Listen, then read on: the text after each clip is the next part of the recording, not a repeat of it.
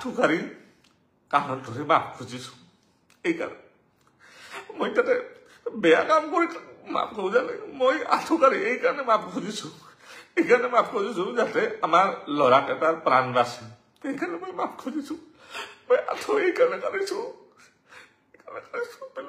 নমস্কাৰ সকলোকে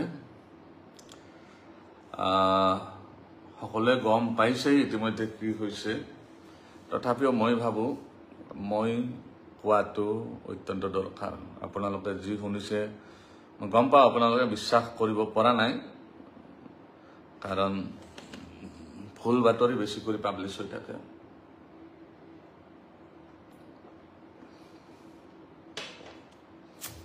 সেইকাৰণে আপোনালোকে বিশ্বাস কৰিব পৰা নাই কাৰণে মই লাইভ আহিলো আৰু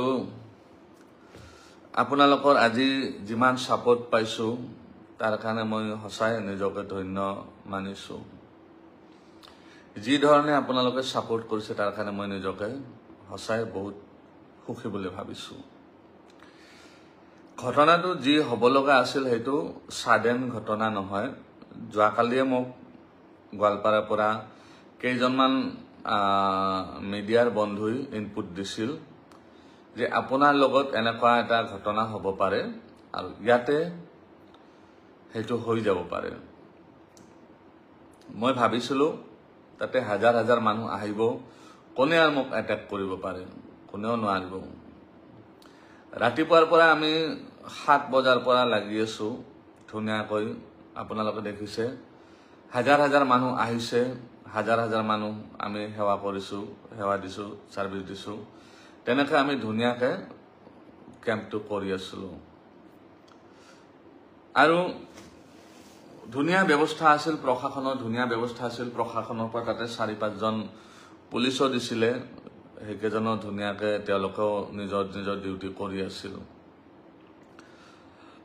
যেতিয়া শেষ হৈ গ'ল লাষ্ট ভিডিও এটা মই দিছিলো আপোনালোকে গম পায় যে মানুহ এতিয়া আৰু বেছি সময় নাই আধা ঘণ্টা মানত শেষ হৈ যাব আমিও যাব লাগিব লাষ্ট যেটো ফেসবুকত লাইভ আছিল আজি ৰাতিপুৱা মই কৈছিলো যে এতিয়া শেষ হ'ব আমাৰ যাব ওলাইছো তেনেকৈ কৈ আমি সামৰিব ওলাইছিলো লাহে লাহে শেষ হৈ গ'ল গেটৰ পৰা তেনে 4-5 জন মান মানুহ দৌৰি আহিল দাদা আমি লক্ষীপুৰৰ পৰা আহিছো আমাক লগাই দিয়ক আপুনি হ'ব বাৰু একনে আমাৰ দুজন ল'ৰা আছে দুইজন ল'ৰাক মই ক'লো যে এওঁলোকক লগাই বিদায় দিবা তেনেতে আমাৰ যিজন আৰক্ষী প্ৰশাসনৰ কেইজনমান মানুহ আছিল তেওঁলোকে ক'লে যে পাঠক দা আপোনাৰ তো শেষে হ'ল কেম্প এতিয়া আমি কি কৰিম আমাৰ কাৰণে কিবা আছে নেকি দায়িত্ব মই ক'লো যে আমাৰ তো কেম্প শেষ হৈ গ'ল আমি গাড়ীত উঠিবই লৈছো সব মালচাল পেকিং হৈ গৈছে তো আপোনালোকে যাব পাৰে আমি এই 4জন ব্যক্তিক বিদায় দিয়েনে আমিও গুচি যাম পুলিচৰ মানুহখিনি যোৱালৈ তেওঁলোকে ৰখি আছিল খাপপিতে আৰু যিকেইজনৰ চুলি আছিল দিয়ক এইটো পইণ্ট নোট কৰি ল'ব চুলি থকা মানুহ তাতে ৰখি আছিলে খাপপিতে পুলিচৰ মানুহখিনি যোৱাৰ লগে লগে তেওঁলোকে বটল এটা আনিলে বটল এটা আনি আমাৰ যি দুজন মানুহ ঔষধ লগাই আছিল সেই দুজনৰ একজনক ধমকিলে ইয়াতে ঔষধ ভৰাই দিয়া বটল আমাৰ ল'ৰাজনে ক'লে কি এজনে যে এই ঔষধটো আমি দিয়াৰ অনুমতি নাই এই ঔষধটো আপুনি নিজে ব্যৱহাৰ কৰিব নোৱাৰিব আমিহে লগাই দিম এটো বহুত প্ৰিকশন আছে অকস্মাত যদি কোনোবাই চকুটকে পেলাই দিয়ে এটো আমাৰ বদনাম হ'ব গতিকে আমি তেনেকৈ দিয়াৰ অনুমতি নাই আমি আপোনাক যদি কোনোবা আছে ইয়াতে লগাবলৈ আছে লগাই ল'ব কিন্তু তেওঁলোকৰ আটাইকেইজনৰে চুলি আছিল চুলিৰ সমস্যা নাই তেওঁলোকে লগাই নলয় তেওঁলোকৰ সমস্যা বেলেগত মই কৈ আছো গোটেই ভিডিওটো চাই ল'ব আপোনালোকে তাৰে পিছত কি হ'ল আমাৰ যিজন প্ৰথমতে তেনেকৈ ক'লে তেওঁক বহুত আশ্ৰব্য গালি গালাজ পাৰিলে আমি ইয়াৰে লোকেল মানুহ হয় আমাক নেদিবা কাক দিবা আমাক দিবই লাগিব নহলে ঠেং হাত ভাঙি খেদি দিম ইয়াৰ পৰা তাৰপিছত আমাৰ ল'ৰাজনে চুপচাপ গাড়ীত গৈ বহি থাকিল এখন আমাৰ পিকআপ আছে বস্তু আনা গাড়ীখনত গৈ বহি থাকিল বহি থকাৰ পিছত এজন ল'ৰা ৰৈ গ'ল এজন ল'ৰা আৰু সেই দুজন মানুহ আছিল বাহিৰৰ পৰা অহা সেই দুজনক লগাব ধৰিলে ঔষধ তাৰপিছত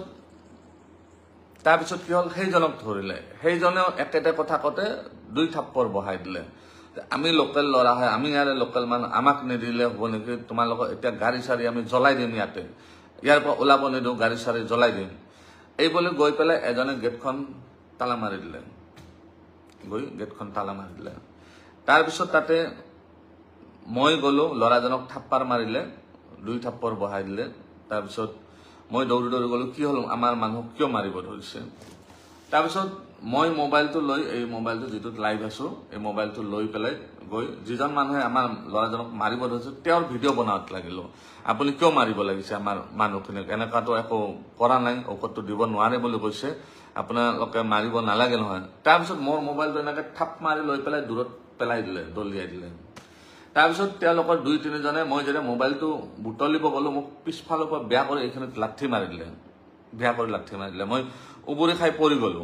পৰি যোৱাৰ পিছত মই তথাপি মোবাইলটো আনিলো। দ্বিতীয়বাৰ কোনে মাৰিলে মই সেইটো ভালকৈ দেখা নাপালো, তেওঁলোকৰে মানুহ আছিল। তাৰপিছত মোবাইলটো আকৌ ভিডিঅ' বনাবলৈ আকৌ থাপ মাৰি লৈ গৈ পেলাই মোক ঠেলি আছো, তাতে মঞ্চত আছে ৱালত এনেকৈ মোক মাৰিব ধৰিলে। তাৰপিছত আমাৰ ল'ৰাকেইটা যিকেইজন বেলেগ ষ্টাফ আছিল, গ্ৰাউণ্ড ষ্টাফ, সেইকেইজনে দৌৰি আহিল, মোক বচোৱাৰ কাৰণে অহাৰ পিছত তেওঁলোকৰ 3জন মানুহ নে 4জন মানুহ আছিল সেইটো গ্ৰুপৰ। 3-4জন মানুহে কি কৰিলে, আমাৰ যিকেইজন সৰু ল'ৰা আছিল সেইকেইজনক মাৰিব ধৰিলে। মাৰপিট কৰাতে আমাৰ কেইজনৰ লাগিল, আমাৰ 7জন ল'ৰা আছিল, তেওঁলোকৰ 3 বা 4জন আছিল। তো এইকেইজন হ'ল ডেকা ল'ৰা। তো এইকেইজনৰ লগত ক্লেছ হৈ গ'ল তেওঁলোকৰ। তাৰপিছত তাতে যিকেইজন লক্ষীপুৰৰ পৰা অহা মুছলমান ব্যক্তি আছিল, সেইকেইজনে আমাৰ মানুহখিনিক কোনো প্ৰকাৰে এই কৰি টানি টুনি লৈ গৈ পেলাই আমাক অফিচটোত ভৰাইলে, ক'লে দাদা আপুনি ইয়াতে সোমাই থাকক, এই মানুহকেইজনৰ ৰেহৰূপ আমি ভাল দেখা নাই, এইকেইজনৰ অলপমান কিবা সমস্যা আছে, তো আমি ইমিডিয়েট পুলিচক ফোন কৰিছোঁ, আপুনি চিন্তা নকৰিব। তেতিয়া লগে লগে ময়ো অফিচটোৰ ভিতৰত গৈ ইমিডিয়েট মই আমাৰ নলবাৰীৰ, যিহেতু মই নলবাৰীৰ বাসিন্দা হয় বৰ্তমান, আমাৰ বিধায়ক তথা মন্ত্ৰী মহোদয় জয়ন্ত মল্ল বৰুৱা ডাঙৰীয়াক ফোন কৰি জনালো, দাদা এনেকৈ মোৰ ওপৰত এটেক হৈছে। তো তেওঁ ইমিডিয়েট এছপিক ফোন কৰি ক'লে, এছপি মোৰ কল কৰি ইমিডিয়েট তেওঁলোকে অচি ছাৰক পঠাইলে। তেওঁলোকে আহি আমাক ক'লে কি যে আপোনালোকে ভিতৰতে থাকক, আমি হেণ্ডেল কৰি আছো কেছটো, কি হৈছে আমি চাই লওঁ। তাৰপিছত তেওঁলোকে কি কৰিলে, আৰু কোনোবা এই কৰি মানুহ মাতি পেলাই ক'লে কি আমি এটেক কৰা বুলি ক'লে। আমি এটা নতুন প্লেচত যাই কেনেকৈ এটেক কৰিম মানুহ এজনক, আৰু তেওঁৰ লগত আমাৰ কোনো লেনদেনে নাই, আমি কেনেকৈ এটেক কৰিম? আমাক বহুত বেয়াকৈ আপোনালোকেতো গোটেইখিনি দেখিছেই। তাৰপিছত আমি ভিতৰত সোমাই থাকোঁতে অলপ পিছত মেজিষ্ট্ৰেট ছাৰ আহিলে। মেজিষ্ট্ৰেট ছাৰ আহি পেলাই মোক ক'লে যে তেওঁলোকে বহুত উগ্ৰ হৈ আছে, আপুনি বাহিৰত গ'লে আপোনাক মাৰি দিব পাৰে। বেছি মানুহ নাছিল ইয়াতে। আৰু এটা কথা ক্লিয়াৰ কৰি দিওঁ, এই যিটো ইনচিডেণ্ট বা এইটো যিটো প্ৰি প্লেনেড হয়, এইটোৰ লগত গোৱালপাৰাবাসী ৰাইজৰ কোনো সম্পৰ্ক নাই। কোনেও গোৱালপাৰাবাসী ৰাইজক গালি নিদিব বা তেনেকুৱা একো বেয়া কথা নকয় যেন। এইটো এটা কেইজনমান মানুহৰ এটা গ্ৰুপৰ কথা, আৰু তাত গোৱালপাৰাবাসী ৰাইজ নাই। তাতে আছিল কিমানজন, 30জন বা 40জন মানুহ, তেওঁলোকৰে গ্ৰুপ হয় এইটো, তেওঁলোকৰ গ্ৰুপৰ মানুহ আছিল 40জন। গোৱালপাৰাবাসী তাতে কোনো লেনদেন নাই, গোৱালপাৰাবাসী আহাই নাছিল তাতে। তাৰপিছত কি হ'ল, মোক ভিতৰত আমি বহি থাকিলোঁ, কিছু সময় 2 ঘণ্টামান বহি থকাৰ পিছত মেজিষ্ট্ৰেট ছাৰে আহি ক'লে যে কথাটোতো বহুত হেৰি হৈ গৈছে, বহুত হাল্লা, তেওঁলোক বহুত উগ্ৰ হৈ আছে, আপোনাক ইয়াতে পৰা অলপ পঠাব দিগদাৰ হৈ আছে, অলপ সমস্যা হ'ব পাৰে, বা তেওঁলোকে কেনেকৈ আপোনাক ইয়াতেও দৰ্জা ভাঙি দি এটেক কৰিব পাৰে। গতিকে আপুনি এটা কাম কৰক, আপুনি যিহেতু জনা বুজা মানুহ, তো আপুনি তেওঁলোকক আমি বাহিৰত লৈ যাম ধুনীয়াকৈ। তেওঁলোকে কৈ আছে কি মাফ খুজিব লাগে, তো জাগাৰ বদনাম হৈছে বুলি মাফ খুজিব লাগে। জাগাৰ বদনাম কেনেকৈ হ'ল? আমি যদি তেওঁলোকৰ মতে আমি যদি মাৰিছো তেনেহ'লে জাগাৰ বদনাম নহয়। তেওঁলোকে যদি মাৰিছে তেতিয়াহে জাগাৰ বদনাম হ'ব। তো মই ক'লো ঠিক আছে ছাৰ, যদি তেওঁলোকে সেইটো বিচাৰে তো মই ৰেডি আছো, যাতে আমাৰ যিখিনি মানুহ আছে এইখিনিৰ মই প্ৰাণকেইটা লৈ পেলাই যাব পাৰোঁ, সশৰীৰে যাব পাৰোঁ। তাৰপিছত মেজিষ্ট্ৰেট ছাৰ আৰু যিখিনি আৰক্ষী প্ৰশাসন মানুহ আছিল সেইখিনি আমাক বাহিৰত আহিলে। সেই অফিচ ৰুমটোৰ পৰা আপোনালোকে দেখিছে, অফিচ ৰুমটোৰ পৰা একদম ফিল্ডৰ মাজলৈকে 50-60 মিটাৰ এই গোটেইখিনি আমাক মাৰপিট কৰিছে, লঠিয়াইছে, গুৰিয়াইছে, চৰিয়াইছে, পিছফালৰ পৰা এনেকে যিমান পাৰিছে তেওঁলোকে মাৰিছে। মাৰাৰ পিছত মোক আনি পেলাই এওঁলোকে পুলিচ প্ৰশাসনৰ মানুহখিনি ক'লে ঠিক আছে আপুনি এড্ৰেছটো কৰি দিয়ক, কথাখিনি কৈ দিয়ক। মই কথাখিনি তেওঁলোকক থিয় হৈ যেতিয়া হাতযোৰ কৰিব ধৰিলোঁ, পিছফালৰ পৰা এনেকে একজনে ধাম কৰি মোক মাৰিছে, এনেকে পিছফালে এইখিনি। তাৰপিছত এনেকে একজনে ওপৰত উঠি এনেকে হেঁচি দিছে মোক, তলত আঁঠু কাঢ়িব লাগিব। তাৰপিছত মই আঁঠু কাঢ়িলোঁ, আঁঠু কাঢ়াৰ পিছত ইমান পিছফালৰ পৰা লঠি আছে, ইমান মানে মাৰিছে বেয়া কৰি, এতিয়া মোৰ ইফালে ইফালে চব বিষ হৈ আছে। তো ইমান তাৰপিছত আমাৰ ল'ৰাকেইটাক আৰু ভয়ংকৰ কৰি পিটিছে, ইমান পিটিছে।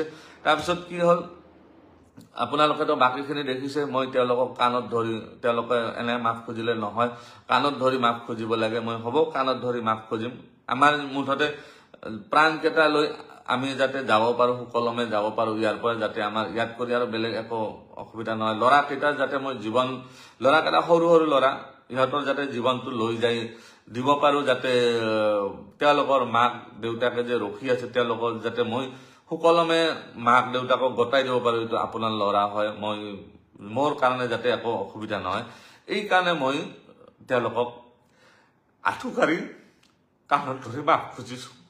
এইকাৰণে মই তাতে বেয়া কাম কৰি মাফ খোজা নাই, মই আঁঠু কাঢ়ি এইকাৰণে মাফ খুজিছোঁ, এইকাৰণে মাফ খুজিছোঁ যাতে আমাৰ ল'ৰাকেইটাৰ প্ৰাণ বাচে, সেইকাৰণে মই মাফ খুজিছোঁ। মই আঁঠু এইকাৰণে কাঢ়িছোঁ, বেলেগ